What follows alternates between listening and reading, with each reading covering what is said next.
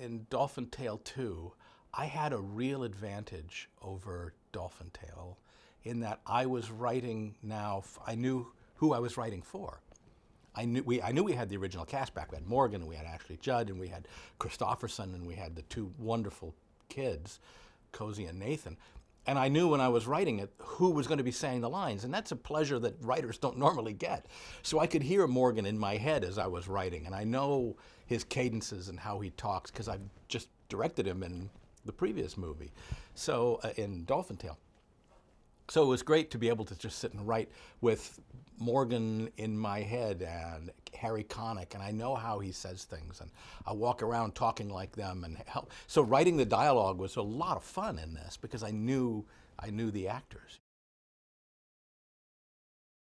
To me, the story of Dolphin Tale 2 is about life and about time passing.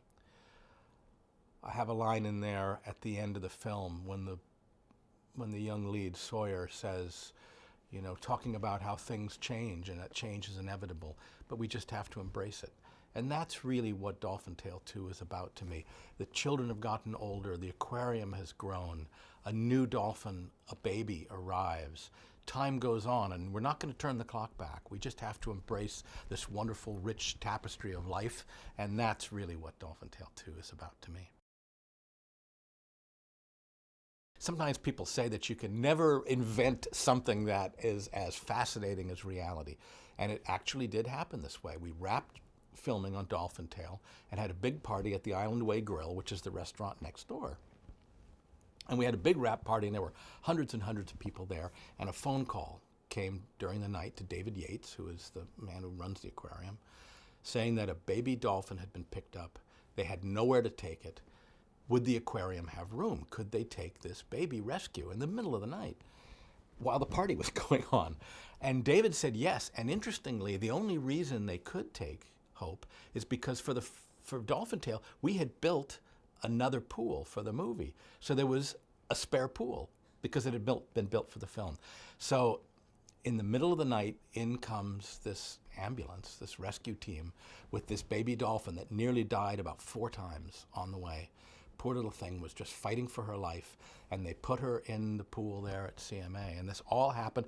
And meanwhile, of course, word had gotten around to the party. People were coming out of the wrap party, and they were standing around watching this dolphin being rescued. And I've talked to a couple of the rescue team, and we're saying, who are these people? Get them out of here. What's going on?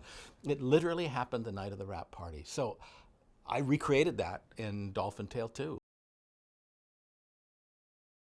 Yeah, at the beginning of Dolphin Tale 2, we find Winter alone and lonesome. It's dolphins are very sensitive, intelligent animals, and I really try to make that point in this film. So she's alone, and she's not doing particularly well, which is a concern for everybody there. And there is actually a regulation, government regulation, that dolphins, because they're so social, are never to be kept in a pool alone.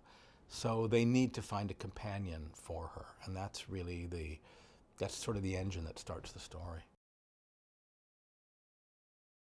Clay has a real difficult decision to make.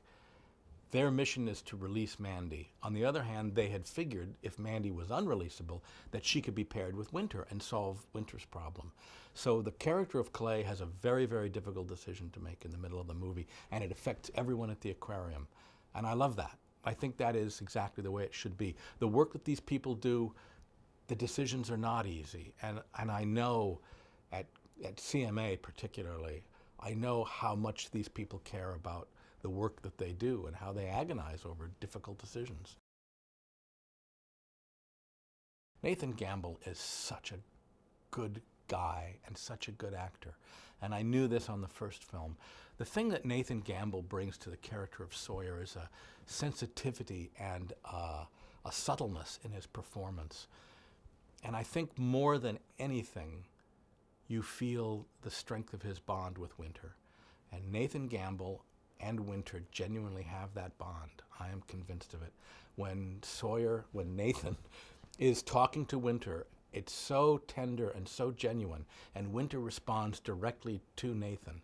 That's absolute gold. I wanted Cozy in this film playing Hazel. I really, because I raised a daughter, I really wanted her to be speaking to what it means for a child to grow up. And as she's 15, and now she's beginning to maybe even rebel a little against her father and stand up for herself and have her own ideas. And Cozy brings that beautifully to it. As an actress, she's very, very nuanced. She's very focused. You can turn the camera on and you know you're going to get something wonderful from Cozy Zulsdorf. She's a remarkable talent.